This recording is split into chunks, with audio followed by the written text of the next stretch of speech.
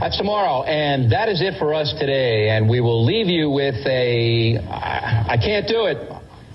Okay. We'll do it live. Okay. We'll do it live. Fuck it.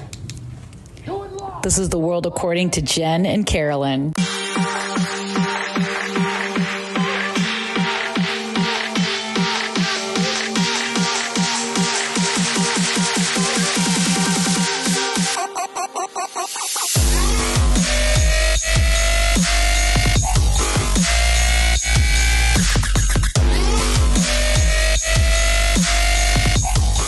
Carolyn, how are you? Hey, Jen. Look at this new setup. I know. I kind of like it. Now I feel like now when I want to touch you, when you're sad or angry, I can like really do it. You know how I feel about being touched. You're going to need like a whip to keep me away from you. I am going to have to start hurting you. Little, what's it called? Sensory. What's the psychological term for it?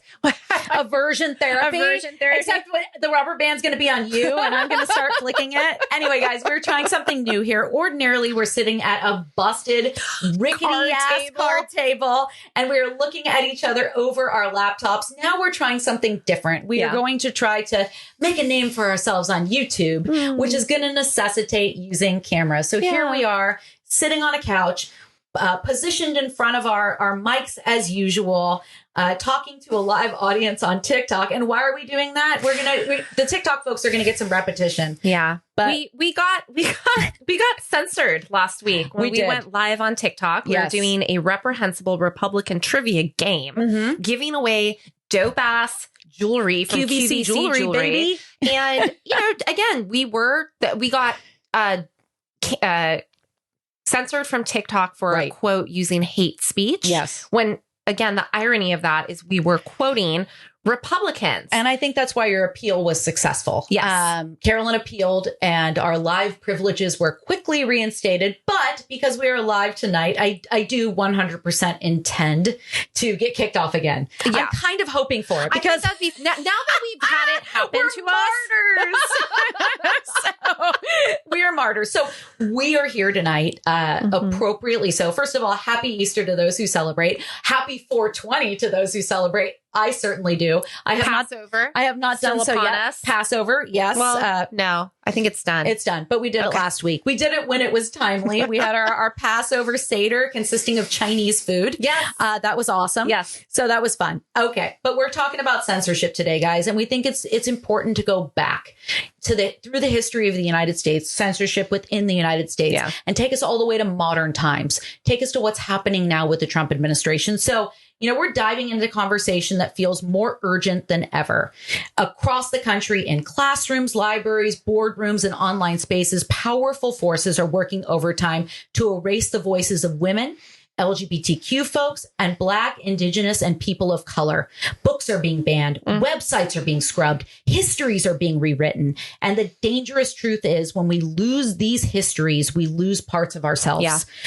On this show, we believe that storytelling is survival and that visibility matters, that history belongs to everyone, not just those in power. And so today, we're going to name what's happening, why it matters, and how communities like our community are fighting back to protect the voices that shape who we are and where we're going. So buckle up, friends, because censorship might be loud right now.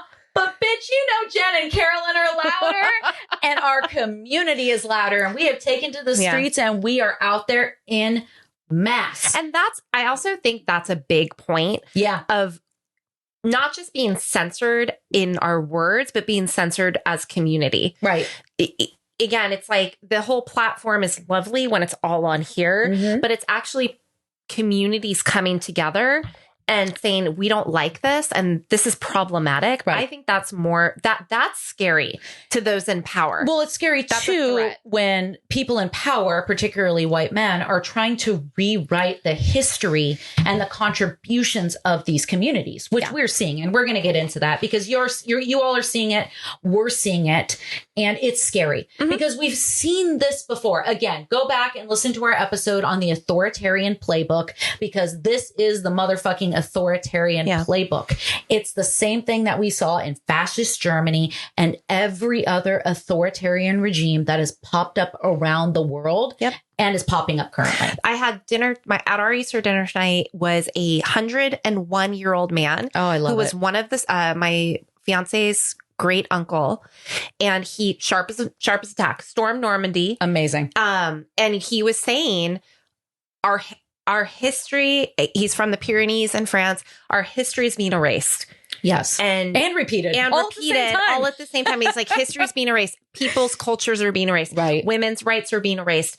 Again, 101-year-old man, trans rights are being erased. I pray that I am that sharp, that I live that long and remain that sharp. Yeah. Because I don't want to be here. So, again, I can't imagine, it's as infuriating as it is for you and I to sit here and for other communities. It must be even more so to someone who's gone through genocide and who's going through genocide. Yes. Well, like I told you, when I brought my kid to the Tesla protest last month, it was a lot of elders. Mm-hmm. And I'm like, these are the same people who were out protesting the Vietnam War. And they're like, God damn it, we're doing this. And even us, we're not that old. We're in our 40s. Like, we're out there speaking on behalf of, as Jewish folks and Israeli folks, speaking on behalf of the Palestinian plight. Yeah. And we've been doing so since we were 19, 20 years old. And we're like, fuck, dude, we're still out here doing this. And we'll keep doing it. That's going to get us censored off TikTok. That's for sure. All right, everybody. So here we go. Even in what we call the land of the free, freedom of speech has often had limits. And those limits have shifted over time, depending on who was in power and what was at stake. From banned books to government blacklists, let's unpack how censorship has shaped American culture and politics and what it says about us as a society. So we talked about being banned on TikTok.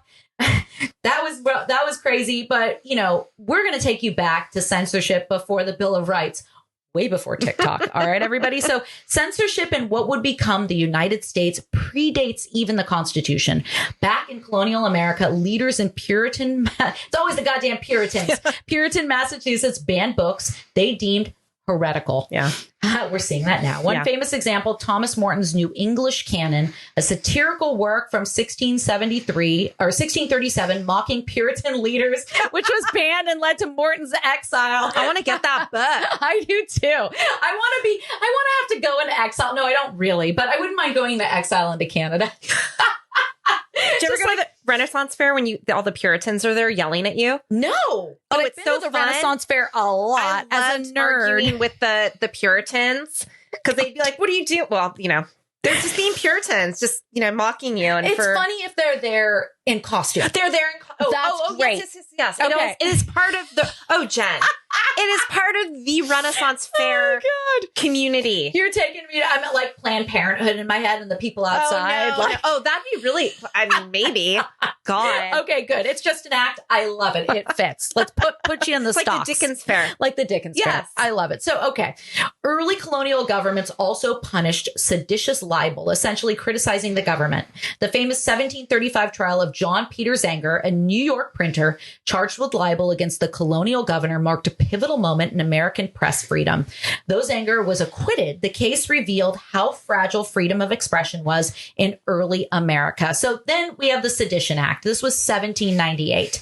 Just a decade after the Bill of Rights was ratified, the U.S. government passed one of its earliest and most controversial acts of censorship, Sedition Act. 1798, Sedition. As I said.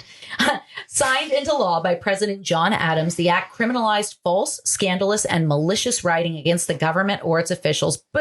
Boo. That is a tenet of our democracy. I want to be able to say and write what I think is the truth about these early folks. comedians. Yes. Federalists claimed it was necessary to prevent unrest during tensions with France. But critics like Thomas Jefferson, all right, you did a lot of things wrong, but you did some things right, buddy, saw it as a direct attack on the First Amendment. That's right. Under the act, several newspaper editors and even a sitting congressman were prosecuted. Crazy. So then we go into censorship during wartime. And then I'm going to talk about 9/11 too, because you and I talked about that recently in terms of we saw censorship in action thanks to the Patriot Act. So it started way earlier than that. So war has consistently triggered new restrictions on expression in the U.S. during World War I, the Espionage Act of 1917 and Sedition Act of 1918. It made it illegal to speak out against the war effort or government. This is my boy here. Socialist leader Eugene V. Debs was famously sentenced to 10 years in prison for anti-war speech. Do you know that he ran for president from prison? And I think he got something like 1 million votes. Wow. See, that's somebody who's been in prison. Yeah. I'm like, you're okay. My socialist friend. Yes, I love me some Eugene Debs. The current felon in office, not so good with. No. This guy was literally a political prisoner. Yeah. So, the Supreme Court upheld these laws in Schneck versus the United States. This is 1919, where Justice Oliver Wendell Holmes introduced the clear and present danger test. I'm sure a lot of you have heard of the clear and present danger test. Isn't that a movie too? It is. Clear and present Harrison danger. Ford, baby, likening anti-draft speech to shouting fire in a crowded theater. And so people often say like, oh, you can't shout fire in a crowded theater. That's not necessarily what this says. It says you shouldn't. It's dangerous. It's clear and present danger. Well, you might actually get in trouble for saying bomb in an airport. Right. You can't do that. You're going to get taken You can't say down. bomb anywhere. Don't do it. Unless you're a white male. This is where we're like, censor yourselves, guys. You don't want to put yourselves or anybody around you in danger. All right. Okay. Use your logic. Use your common sense. Dear. Americans and common sense. I know. Yikes. We're asking a lot. We're asking a lot. Not from our friends, not from our community. We know y'all are good. So notable examples that Carolyn and I remember well, as we mentioned, and protested against. So let's talk about what happened in the wake of 9/11. So we had the Patriot Act, as I mentioned, 2001, passed just 6 weeks after 9/11. This law dramatically expanded the federal government's surveillance powers. It allowed for roving wiretaps, access to personal records without a warrant, and surveillance of communications, often without notifying the target. While not censorship in the classical sense, it created a chilling effect on free speech and dissent, especially from Muslim, Arab, and South Asian communities. That's from the ACLU, by the way.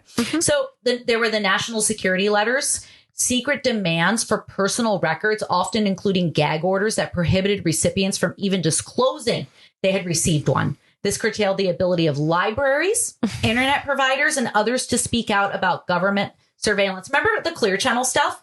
No. It's one of the reasons why Howard left terrestrial radio, Howard Stern, and went to Sirius. Really? Clear Channel was cracking down. They had a do not playlist after 9/11. In the aftermath of 9/11. Okay, now I remember this.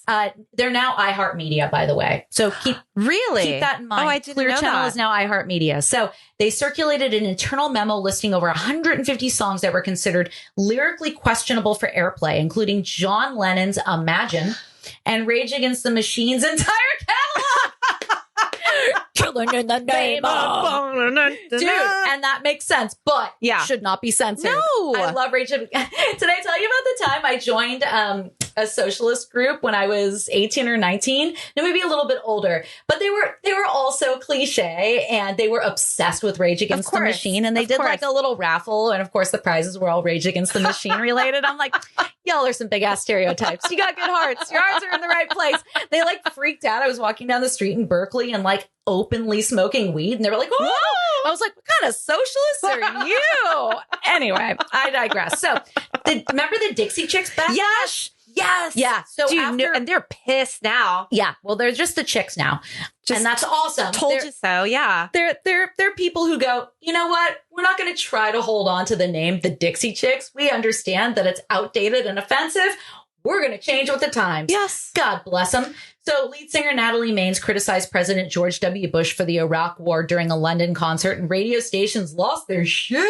They pulled their music. They faced a bunch of widespread boycotts, whatever, but they're still doing okay. Well, their fans just completely abandoned. I mean, there's a great documentary about them, but again, it's like using your platform to do something to take a stand. Right. And again, it's like in some ways you gained more followers and then you lost more people too. Well, you're also going to get new people listening to your music who thought, oh, this isn't necessarily my thing. And they're like, oh, wait a minute. Yeah. Like these girls have good politics. These women have good politics. Dude, like the codependent me, like I can't even handle if I think you're mad at me. I can't imagine thinking like thousands of people. Please leave us good reviews. Don't say mean things about us. Carolyn gets very Carolyn sad. can't handle it. Whereas I rage. Yeah. I rage against the system. I will rage against you. I will eviscerate you with my words. Okay. So then we had censorship in the Cold War. Duh. Yeah. The Cold War we're out of sequence here in terms of history. I don't know what AI was thinking when they put some of this data together. But dude, the Cold War shit's crazy though. Same type of surveillance though. Totally. And then 1947, during that time, the Hollywood 10, a group of screenwriters and directors, were jailed for contempt of Congress after refusing to answer questions about their political beliefs. Fear of being labeled un-American led to widespread self-censorship in filming, publishing, and academia. Obviously, there was the Red Scare, McCarthyism. You had, I love RFK, you guys. I really love RFK. Senior, not junior. I was going to say, what? No, senior. I love him. But the shit that the McCarthyism stuff, the stuff he did with Roy Cohn, I know he later went on to apologize and said that was a big mistake, but he ruined people's lives. People died. People lost their livelihoods, from their families. Like bad things happened. Yeah. So saying sorry isn't really enough. But I love him for everything. Well, and didn't we make the connection from the Cold War documentary on Netflix? Guess who the lead? It was like the lead attorney, Roy Cohn. Yeah, and guess who he's connected with now? He's connected with everybody. Trump. Yeah, he is. He's trained Trump to be a killer. Roy Cohn is a terrible, self-hating guy. It was widely believed that he was closeted homosexual. I think he died of AIDS, actually. And I think a lot of his anger and aggression came from not embracing who he was. That's what happens when you censor yourself. Yes. It's psychologically really bad for you. Be true to yourself. Don't be Roy Cohn, bitches. Yeah. Okay. So, Carolyn, how does the suppression of political speech impact a society's ability to engage in democratic deliberation and conflict resolution? I'm so glad you asked, Jen. Tell me more. This is going to be different for me. Sorry, I have to adjust this. All right. So fundamentally, what we are witnessing happening right now, we've seen, like you said, throughout history, and we just named some of the key ones in U.S. history. Yeah. Suppression of political speech fundamentally disrupts our collective nervous system. That's right. My nervous system is affected by yours, and so on and so on. That's something called co-regulation. Yeah. And if the society is hurting, we feel that and again, if you're our global society too, you can go even further out.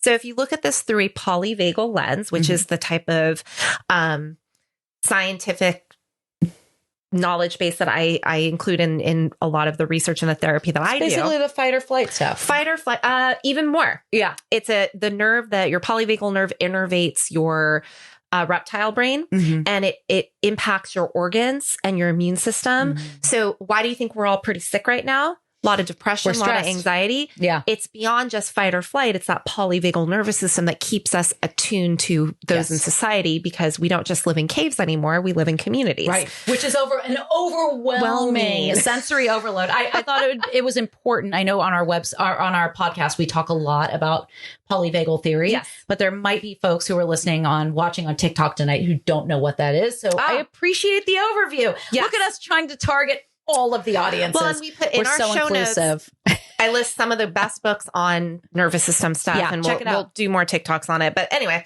so if you look at this through a polyvagal lens, basically through your nervous system, censorship forces communities into defensive states, either hypervigilance or shutdown. So you mentioned fight or flight, right? Right. Neither of which allows for co-regulation, that ability to feel safe, to have connection. And that's necessary for healthy democratic functioning. If we we all just get along, Rodney King, right? It's like, can we? Like, what the fuck's the big deal? I don't think we all necessarily need to get along. I think that's the spirit of our democracy makes it so that we don't have to get along and we don't have to agree. Yeah. But we shouldn't be violent against one another. And we shouldn't be punching. Right. We shouldn't be punching down on vulnerable populations who are only vulnerable populations because we have systemic inequity. Well, so yeah, exactly. So that is healthy democratic functioning. Right. So what's really messed up though? A lot of stuff. So much. But when the powers that be decide to censor political expression, just what you said, it's always the already marginalized folks who get silenced first. We're seeing this play out right now with the executive orders targeting LGBTQ plus trans communities and people of color, the Asian community. It's straight up colonial power dynamics. Yeah.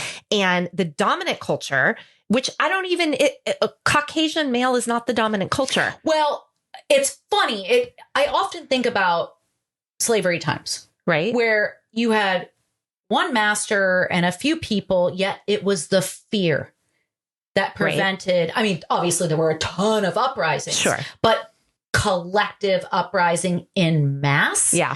Dude, it's fear. It's not numbers necessarily. It's not literal dominance in terms of percentages. It's the fear and the power they're able to wield to suppress people. Well, I guess too, like looking at Congress and looking at the representation in our government is very different than like city by city.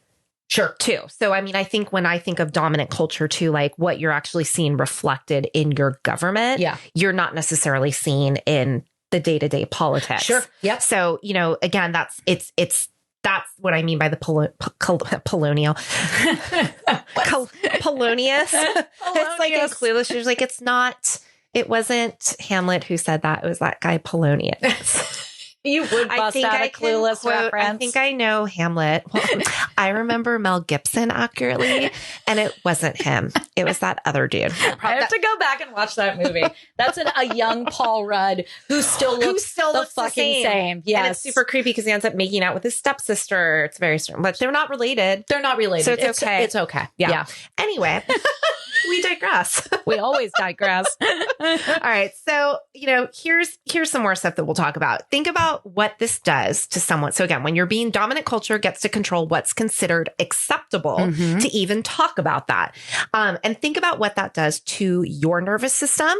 Did you see how dysregulated Jen and I got last week? If you didn't, go back and look. We were like, silenced? What? Us white women are used to being able to run our mouths ad nauseum without interruption. Exactly. Don't tell me no.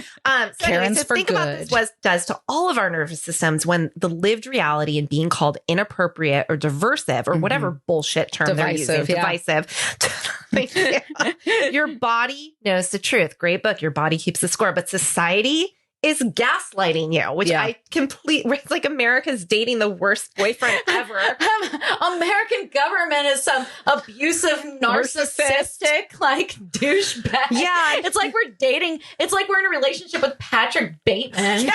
Like what's that? Like with Reese Witherspoon. I'm like, what's happening? America's just looking in the mirror and having sex and giving a thumbs up. I'm like, what is going on right now? Anyway, big digression. So but it's so true. And nobody wants to think of Donald Trump being the representation of any of this. No, but it's like, I think it's so affirming too to hear that like, you're not crazy. If you're feeling like, wait, but I thought, and it's even crazier because it's like things that like really are bad. Right. Like, I mean, it's all bad, but it's biologically stressful. Right. And this creates something called neural dissonance.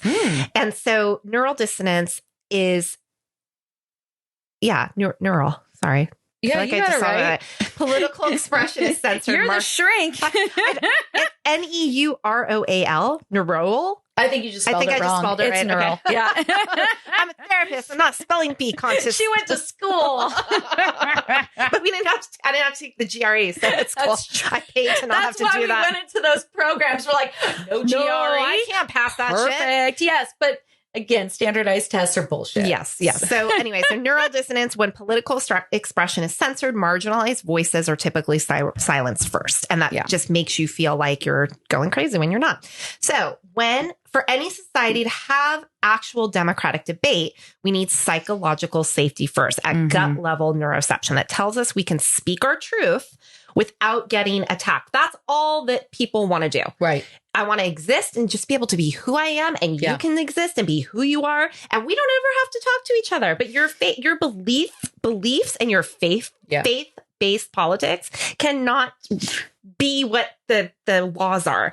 Doesn't work that way, right? Yes. And, again, have you ever noticed that, it's that window of truth that lets us feel like we're being heard. that's so important to be able to feel like, again, even if you disagree with me, as another person, you're going to sit there and be like, look, we disagree about the same things, but we both believe children have power. We both believe children deserve protection. We both believe we should be safe in our communities, and that's the thing we can connect on, right? It's a place to start. So it is. Without that safety, our nervous system goes into haywire, and we get out of these sort of safe ventral pathways. And that's a bad place to be as a society, because that's where our creativity and our ideas and our discourse comes from. Our ability to feel empathy, have compassion, and solve complex problems together. I don't know, like how the globe is like all fucked up. How climate change is going to take us down. Katy Perry, I ain't going up to space. I am earthbound. Not touching that shit. Are you a firework bitch? No, but it makes sense, because everything you just described is what this current administration is against. Yes. Everybody who's hell-bent on authoritarianism and has successfully implemented or tried to implement a system of authoritarianism is trying to squash those very things that you just mentioned. Exactly. And they always come after artists, right? And free thinkers and creators and educators, people. And it's, again, that's really bad. And this is all a very oversimplified version of all this. Sure. But it's basically us versus them thinking. And guess what that leads to? What did you say? Authoritarianism solutions that further entrench the power. Yeah. And this should really, if it's not scaring you, and I get a lot of friends commenting back like, I try not to let this bother me. Good for you. No, you have to let it bother you. And you cannot ask the same people who are being abused by the system to also fight back too. That's exactly it. And that's, again, as somebody who does racial equity training as a white person, it's like, dude, I feel like it's my responsibility as a white person to teach other white people. Like, I ain't trying to put that on people of color who already have to contend with the bullshit that the system throws at them every day. Then we're going to ask you to educate these folks that don't know better. Like, it's my job to do that shit. Let me handle that burden. Yeah. And so, again, this should be something that censorship and collective trauma that gets passed down generationally. This should be something that freaks people out and makes us say we have to do something different. Yeah. And I think that when we get the fear you talk about, when we get censored, we get fearful, we get worried. And without that sort of, again, you have to make adaptations to survive. Yeah. And that's going to look different for everyone. But any great movement that's happened, it has to happen through action, right? And through community and through that togetherness. So when that collective feeling of, if you're not talking to people about what's going on in your politics, as that might be like an off-topic question, like in dating, you need to be talking about those things. We've talked about that before. That's a problem in our society, is this notion of, oh, you don't talk politics. It's like, no, you do. That's how we got here. It is. This is how our country was founded, by having these sorts of discourse. Yeah. And that's the thing too. It's like, if you were scaring people to the extent where they're afraid to have conversation and they're afraid to organize and coalesce around collective action, you're in a fascist regime. You're in a fascist regime. Too late. Very true. Sum this up for me. Give me the broader trend. What's the broader trend here? Well, how are we going to resolve conflicts in ways that actually heal, rather than just temporarily suppress? Yeah. And what are we going to do to not let it explode again and again and again? And again, the fascists running Project 2025 know exactly what they're doing. It isn't just about controlling information. Yeah. It's about controlling our body's capacity to resist. Yeah. Because it's a luxury to be able to say, I'm exhausted by this. Right. And yet it is exhausting. And it is made that way. And so it is, again, if you are that marginalized community, the more intersections that happen. So most impacted groups, LGBTQ+, Asian biopic community, BIPOC, sorry, I was calling biopic. They're bionic. They're amazing. They're bionic. Educators and academics, students in public schools, independent media and journalists. Guess who's the least impacted group? And this is the groups that need to start wealthy getting white people. Activating. Yes. Yeah. Private religious schools, traditional family advocates, politically conservative voices, and corporate entities, and what's wealthy individuals, middle class. So broader trend is a systemic attempt to use government power to reshape cultural institutions according to conservative ideological preferences. This includes explicit censorship of government language, with Project 2025 creating basically a hit list of forbidden words and terms that cannot be used in official documents. Even the word gender is targeted for removal. You know, you and I, we have endured some pretty distasteful commentary on our social media. And unless it is hate speech, unless our families are being targeted, I usually let it, I will punch back. But I'm not going to try to censor you. No. You, opinions are like assholes. Everybody has one. Yeah. And as much as I disagree with what a lot of these folks have to say, especially the Trumpers who like, grammar and spelling really isn't their thing. So tearing them down is pretty easy when they come for us. But still, it is your right to come for me. Absolutely. And it's got to go both ways. You know, we being liberals, we're the ones that are accused of being snowflakes. It's like, I'm not a snowflake. Tell me what's on your mind.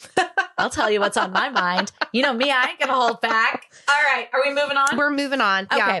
So let's talk about what's happening right now. I mean, this has been happening for a very long time, but we are really seeing it right now. Oh, and by the way, I really want to, because this is an episode about censorship, I want to point out that we have yet to be kicked off of TikTok Live. So this is really exciting. We may have made it past the point we were at last Sunday when we were unceremoniously removed from the app. So we've gotten to a new checkpoint, as my video game loving child would say. Okay, so let's talk about the censoring of LGBTQ plus folks and people of color. So today, debates over censorship play out differently, even compared to what we saw following 9/11. And that's because social media has become so big. Yeah. So social media moderation, book bans in schools, concerns over political correctness. I don't remember the book bans happening to this extent following 9/11. No.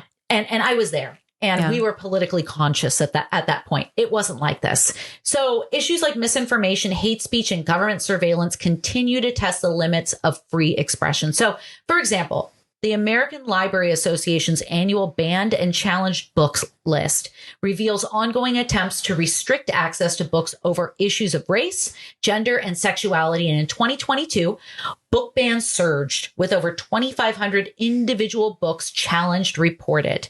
So this is so bad, you guys. And in the past few years, the U.S. has experienced a significant rise in book bans, particularly in public schools and libraries. Many of these books being challenged or removed feature LGBTQ plus characters, explore queer identities, or are written by authors of color addressing race, history, and social justice. History. Note the word history. And people. And what is history? People's stories. People's stories. Absolutely. And there are folks right now in this administration and across this country who only want one version of history told. And they're being very clear. Accurate. There's no covertness here. Yeah. There never is with fascism. There isn't. And I saw something recently that really resonated with me. This quote, it said, slavery is white history. Surviving it is black history. And I was like, shit. Yeah. Like the attempt to omit any sort of robust conversation around slavery in schools is fucking reprehensible. And that's the thing too. It's like, if we aren't teaching our children to learn from the mistakes of our forefathers and our foremothers, this is why the repetition, this is, a snake eating its tail. This is what we're looking at. So, according to PEN America's 2023 report, over 3,300 instances of book bans were documented in the U.S. public schools, classrooms, and libraries during the 22-23 school year, a 33% increase from the previous year. More than 40% of the banned books contained LGBTQ plus characters or themes, while over a third dealt with race and racism or featured BIPOC protagonists. Why are these books being targeted? The stated reasons are such bullshit, dude. This is so funny. Allegations of sexually explicit content. Oh, no, not penises and vaginas. Dude, I remember. Not near my little child. I want to teach him about that. And they don't. No. And I remember reading I Know Why the Caged Bird Sings. And there was some really heavy topics of sexual abuse. And it was important that I read that. That shaped who I am. And I think that I'm a decent human being. Yeah. And I think it's really important. And to deprive kids of the ability to read that, it's bullshit. Yeah. It's or to bullshit. think they're not capable of that. And again, it's give people all the information. Right. And then let them make choices. Well, that's when you're in your fascist regime. They don't want you to make choices. No, you have a script. You fucking stick to it, and that script is what Whitey says goes. Now, books in public schools. That's based off federal curriculum or state by state curriculum or county curriculum. I don't know. I think it's state by state, and I think the schools, to an extent, get to determine what's there. But if there's when you're getting federal funding, and so there's constraints that can be placed upon what you can and can't do or say. This is my understanding, guys. Feel free to comment, those of you who are live on TikTok. But yeah, I don't know, but I know that there's school boards, right? There's school boards that unfortunately, and this is where the right, they're so organized. They really are. I hate them. But they're like, okay, let's infiltrate at the local level. Yes. Where are we going to run for office? We're going to run for school board. Yes. And we're going to limit the kinds of literature that kids have access to. Mm-hmm. And that's what's happening across the country. Yep. And so they understand that getting involved at the local level matters. So we on the left, and a lot of us do, need to understand that's where we need to get involved. What's going on at the federal level, of course, is important. It impacts us. It all trickles down. But what's going on right here in our own backyards matters too. It's something that we can have a direct impact over, which is important. Okay. So again, reasons for the stated bans. So again, the sexually explicit content bullshit, claims of indoctrination regarding race, gender, and sexuality. Fear. I was raised by lesbians. I grew up straight as an arrow. No indoctrination occurred there, guys. Fear of content deemed inappropriate for young audiences. Okay. Whatever. Well, who decides what's inappropriate? I think that's bullshit. We grew up with a never-ending story that scarred me to this day. I love that. I Know Why the Caged Bird Sings did not fuck me up. The never-ending story fucked me up. There were no drowning horses. Like you never even heard. You would know the goddamn theme song. The never-ending story. It's a cool guy here. It's like Kajagoogoo and this really like hot black chick. It's a great music video. I've never seen the actual video. I may have to show this to John. Okay, I'm going to have to check it out. Anyway, we really digress. Oh, I will tell you this. One time, I locked because I was always alone as a child because my mom went to work, and I was like 8 and I was homesick, and I knew that the couple next door who were also lesbians, that they had a copy of The Never-Ending Story, and I knew they were home because, walls and apartments paper thin. I was like, oh, they're home. I was like, they got The Never-Ending Story. So I locked myself out deliberately so I could kick it on their couch and watch The Never-Ending Story until my mom came. Dude, Labyrinth fucked me up more than Never-Ending Story. Labyrinth is heavy too. Yeah. Anyway, we're really digressing here. I love David Bowie's cock. That's going to get us his cod piece. Yeah, we haven't been kicked off yet. Okay. In practice, these efforts often disproportionately target books by and about LGBTQ plus people and people of color, as we said. So, we have groups like Moms for Liberty, No Left Turn in Education, and other conservative-backed organizations. They played a significant role in organizing these bans. Like I said, right-wingers who run for school board, etc. They are infiltrating our school systems. It sends a chilling message to authors and educators working to tell stories outside the dominant cultural narrative. So as Suzanne Nozel, CEO of PEN America, put it, the freedom to read is under assault in unprecedented fashion, and books that focus on race, gender, and LGBTQ plus identities are the primary target. So, Carolyn, what are the long-term psychological consequences for individuals and communities repeatedly subjected to state-sanctioned or institutional censorship? It's not good, Jen. I could have guessed that.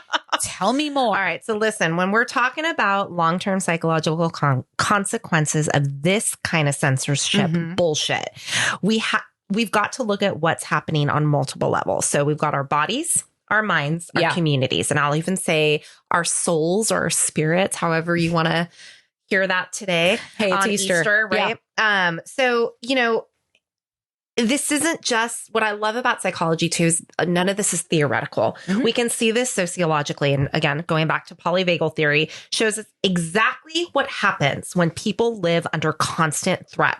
Their nervous systems get stuck in a chronic state of what's called dorsal shutdown. So you've got fight, flight, freeze, and fawn, right? And then you've got the dorsal shutdown, which is appease. You're either going to appease or you're in full, like, again, think of a animal that's around a predator. It's going to play dead. So that's the dorsal shutdown. That's what the Democratic Party is doing right now. Pretty much. The appease used to be called Stockholm syndrome, which is very not that. Go listen to that episode. Right. Appease is, I think of this as like someone who's like Stanford prison experiment. I'm just going to do what you say. Otherwise you'll get me. And if I could just play at least like I'm interested, but I'm not going to be a threat to you. Right.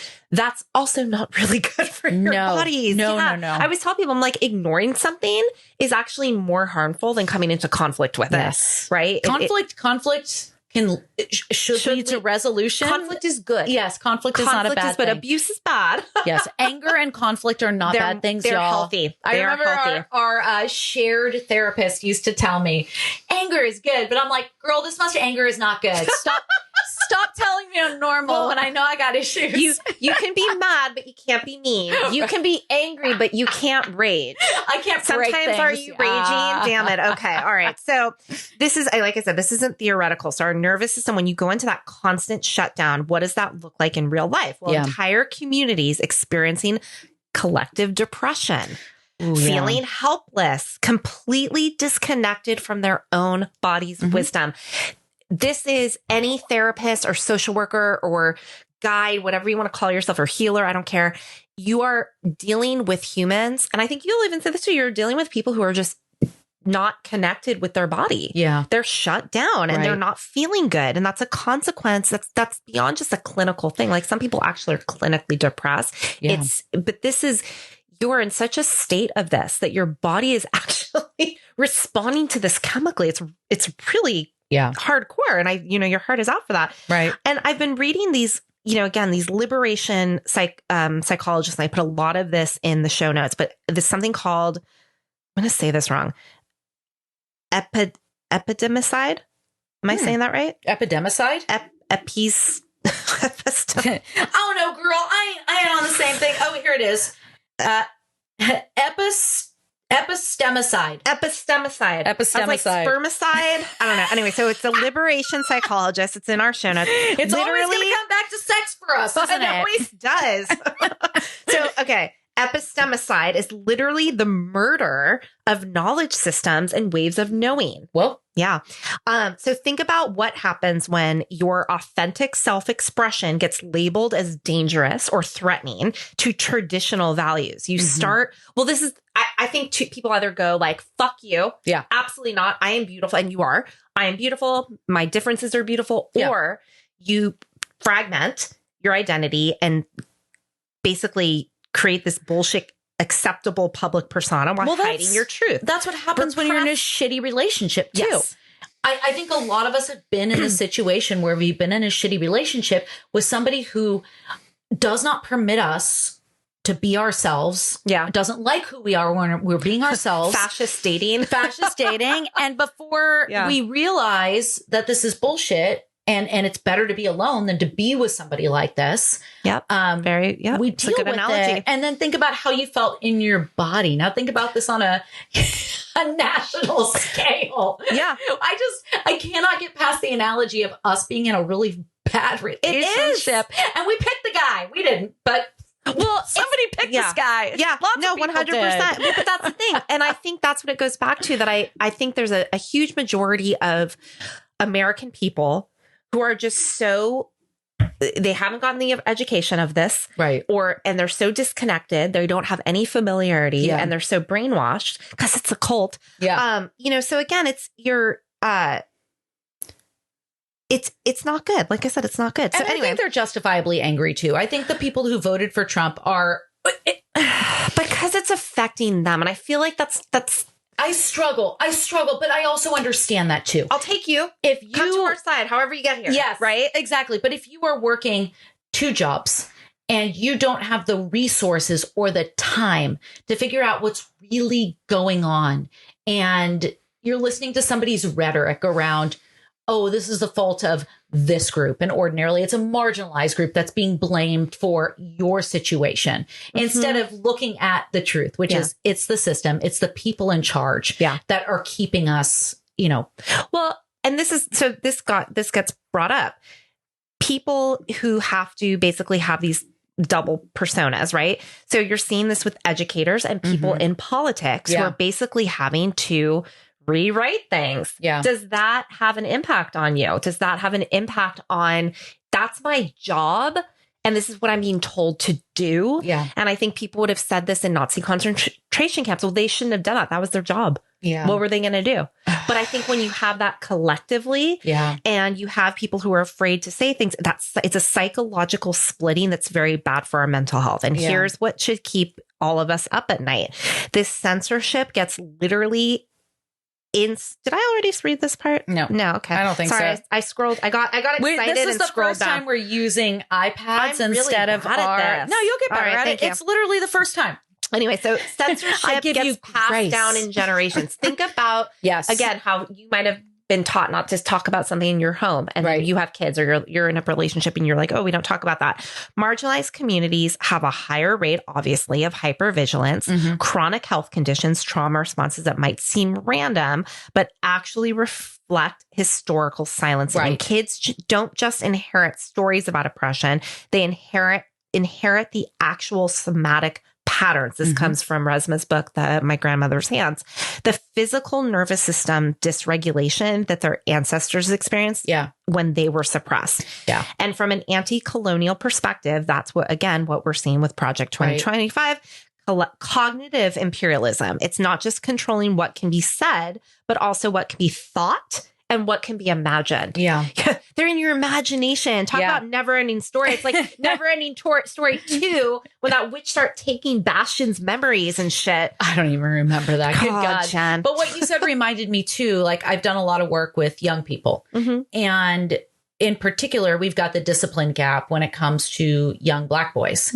And it's they're not only are they disciplined at disproportionately higher rates than their white counterparts, but they're often misdiagnosed when they behave in a particular way. And what we're seeing often is the manifestation of generational trauma.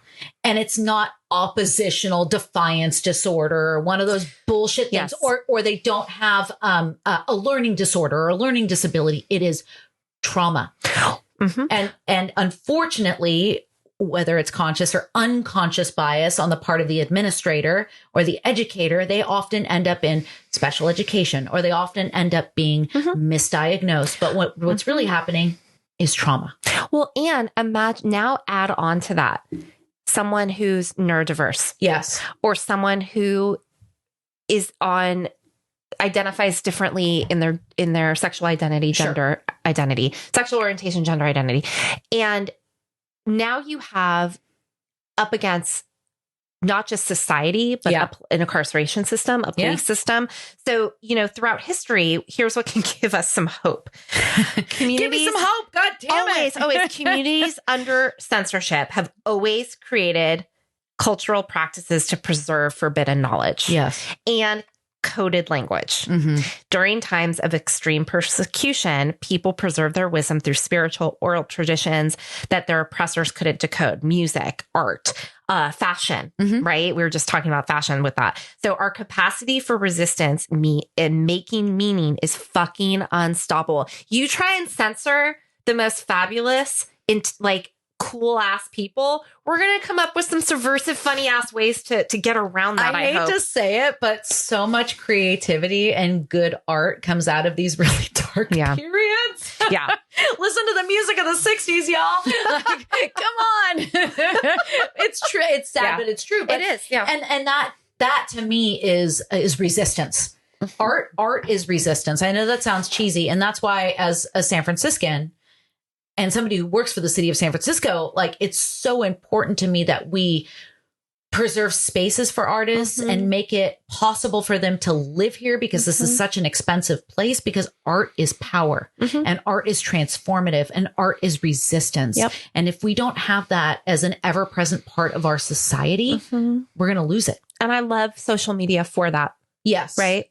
Yes, to an extent. We're making art right now. Look at my art, bitches. All right, so we got to wrap this up. I'm going to move on. Are we good to move on? Yeah. I'm going to ask for your permission. Do you honor us moving on? I honor it. Thanks for asking. Yes. Okay, perfect. All right, let's unpack this next thing. Cool. Grad school. All right. The Trump administration censors history that isn't white. Yeah. We know this. Yeah. The Trump administration has undertaken extensive actions to remove or alter information highlighting the contributions of women and people of color from various government platforms, including websites, museums, and educational programs. These measures are part of a broader initiative to eliminate diversity, equity, and inclusion efforts across federal agencies. Following executive orders aimed at dismantling DEI programs, numerous federal agencies have scrubbed their websites of content related to marginalized groups. This includes the deletion of references to transgender individuals, women, and people of color.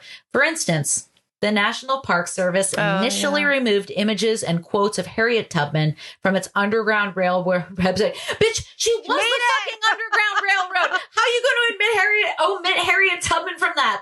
That is. Oh God, I'm just so angry. I have no words. All right, softening references to slavery. How do you soften references to something as like dehumanizing as disgusting as slavery? Public backlash led to the restoration of the original content. Thank you. Public backlash is really important, y'all. You can lend your voices to that public backlash. Never think that you don't have power, and never think that we don't have power in numbers, because there are more of us than there are of them. And wasn't it happening in the pandemic? Like they started renaming things. Like, remember that rush where it was like, we're going to rename things and have Black Lives Matter written on stuff. And now that's all being painted over. Was in the aftermath of George Floyd. We saw a real embracing of DEI. Yes. And some of it, unfortunately, was very performative, like what we saw by corporations, right? Yeah. And then now they're like, DEI is unpopular. Bye. Let's not do it. Yeah. And it's like the Target. Yes. The companies that stuck to their DEI values, like Costco, we love you, Dick's Sporting Goods, they're like, no, this is important to us. And we know that our customers, or at least the majority of them, value this. I wish Target had seen that. Yeah. If only they knew that liberals comprised their shopping demographic. But it felt like there was such a influx of this, like nothing I'd ever seen before. Well, yeah, it was following George Floyd and all the other shit that we were seeing. And that's the thing, you guys. What we've seen throughout history is one step forward, two steps back. Yeah, you're right. One step forward, two steps back, because the power structure is always going to stand in opposition to marginalized folks. And in this country, that means folks of color, queer folks, women, etc., gaining any sort of power. That will happen for a little bit, and all of a sudden there'll be resistance. And what happens essentially is when things go quote unquote wrong in society, like, the economy takes a dive because we're recovering from a pandemic, you have Republicans and people on the right framing the narrative and saying, you see, this is what happens when DEI takes hold. And what we Democrats need to do better, we need to hold our own narrative. We need to structure our own narrative and say, fuck you, you're absolutely wrong. Like, let me give you a quick and dirty lesson on economics and how it takes some time to recover, I don't know, from a global pandemic. Yeah. But we're not good at that. And we need to get fucking better at that. This is why I love what Bernie and AOC are doing, because they're rolling up their sleeves. They're getting in front of people. They're getting in front of large groups, and they're talking the way that people listen. Yes. That is the most important lesson that I learned in my training for running for public office, which I may or may not do. You should do. Talk the way people listen. Yeah. And that doesn't mean being manipulative or not being yourself. It's like, as the conservative person, it doesn't mean changing your values. It's like, oh, you're concerned about public safety? Yeah. Let's talk about public safety. I'm not going to frame it through your lens, which is, let's deport everybody who's brown because that contributes to, the public There's being systemic unsafe. issues. Right. It's like, and humanitarian. I'm gonna put the focus on public safety, and we're going to talk about something a little bit different. Yeah. But I'm concerned about public safety too. Yeah. They're concerned about public safety. I'm concerned about public safety. I'm not going to blame a group. Exactly. And that's where we can find common ground, not on that, but on our need for public safety. Yeah. And maybe, just maybe, we can have a dialogue where I can very gently move them away from thinking that it's this group of people who, if we're talking about undocumented folks, work really fucking hard and contribute a lot to our society, both financially and in other ways. Yeah. But it's about talking the way people listen. Yeah. So, we're seeing a lot of stuff right now too. What I mentioned with the National Park Service, similarly the Department of Public Health and Human Services. Oh boy, purged information on topics such as adolescent health, LGBTQ rights, HIV from its websites. How do you fucking take away HIV? That is, yeah. This is something that San Francisco. Oh my God. Yeah. I mean, to me, it just reminds me of the AIDS crisis, and it's really scary. It's really scary, especially since HIV impacts all sorts of communities. Yes. And oh God, don't get me started. The science on that, I thought we understood that. No, apparently not. We do. Yeah. But God, anyway. I can't with this administration. We're seeing alterations in museums and historical exhibits. Oh, there was, I can't remember which department it was, but they removed shit about Jackie Robinson. Yeah. I'm like, oh, hell no, don't you come for Jackie Robinson. Clearly we're filming this and recording in my husband's man cave. We have a love of baseball here. But Jeff Goldblum watches us over. Jeff Goldblum between Jack Nicklaus and I can't remember something Jimenez. I can't remember. I don't know. I know way too much about golf. I really do. Anyway, so we're seeing this right now. Yeah. The impact on educational and cultural programs. State humanities councils working on initiatives for America's 250th anniversary, which included educational and cultural programs highlighting contributions from various communities. They faced severe setbacks due to cessation of grants from the National Endowment for Humanities. Like, we're seeing all these cuts happening, right? That are impacting our ability to educate folks, particularly young folks, children, about the contributions made by people who aren't white to this country. Yeah. And we're still learning new shit.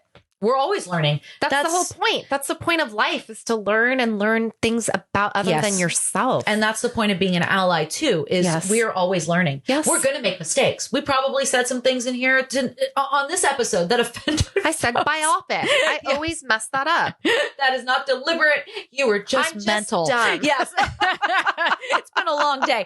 But we should always be learning, and we should always strive to learn. But if what you can learn from, if that information is being constrained and censored and edited, what are you going to do? And that's going to fuck with your body. That's going to fuck with your mind. We don't like being gaslit because you fundamentally know that's not true. Yeah, I don't know what just happened with that. I don't know. I kind of want to get up and look, but I'm afraid I'll knock the shit over. We either got kicked off of TikTok again, or we hit our limit for live. Which is fine. I don't think there is one. There's not? I don't know. I want to see if we got censored again. Anyway, whatever. Cool. It is what it is. I mean, it's just such a nicer way to live. Mm-hmm. I just don't see how I don't care what you do. Well, do whatever you want to do. Just don't hurt me. When it comes to, yes, absolutely. And when it comes to education and learning, this is from the Authoritarian Playbook, Authoritarianism 101. This is why the Trump administration is going after universities and colleges, because they know that going to college often has or typically has a liberalizing effect on folks. And it's not necessarily what you're being taught. It's you take somebody from like, I don't know, think of like the whitest place in the U.S. Somewhere Kentucky. Plop them into, NYU, Berkeley, for instance, or Berkeley. Yeah. All of a sudden, you're seeing like, oh my God, this is my first Chinese friend. Like it widens your perspectives. It broadens your perspectives. And that's why the Trump administration is really trying to defund They don't like that. These colleges. Yeah, absolutely. And science too. Like they don't want us to be educated. They don't want us to, which is it's so terrible. Like when you think about like RFK and what he's doing for public health or to public health. God. It's not only is it disgusting and not only is it wrong. Yeah. It's not science based. It's pseudoscience. This could have massive negative implications for the public health system as a whole. Yes. And that's deliberate and because children. And also this administration doesn't care. They don't care. Because they know that it's money. Those folks who don't have money who are going to be the most adversely impacted. It's going to be communities of color that are most adversely impacted. And for them, they're like, this is the goal. Damage. Yeah. This is actually what we want. This is good. That's so bad. This is what we're up against, you guys. And, here's our final thought. We've been talking for, we've been talking for almost an hour on the nose. Okay. So, our final thought on this. What does all this history tell us? That freedom of expression in America has always been contested, shaped by fear, politics, and social norms. While the First Amendment enshrines the right to free speech, its meaning has always depended on the circumstances of the moment and the courage of those willing to test its boundaries. We have one message: fuck censorship and fuck those boundaries. Thanks for joining us on this journey through American censorship. If you enjoyed this episode, you guys, we say it all the time. Listen to us on Spotify, Apple, YouTube. We're going to start making more multimedia content for YouTube.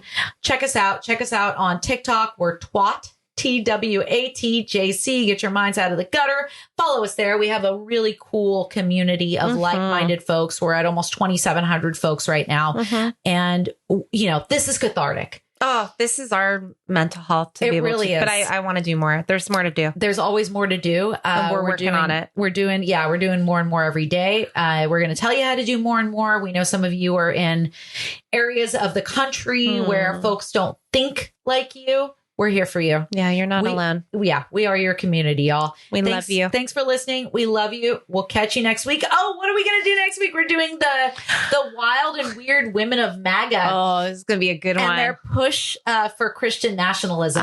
You're not good. You're going to love it and hate it. Yeah.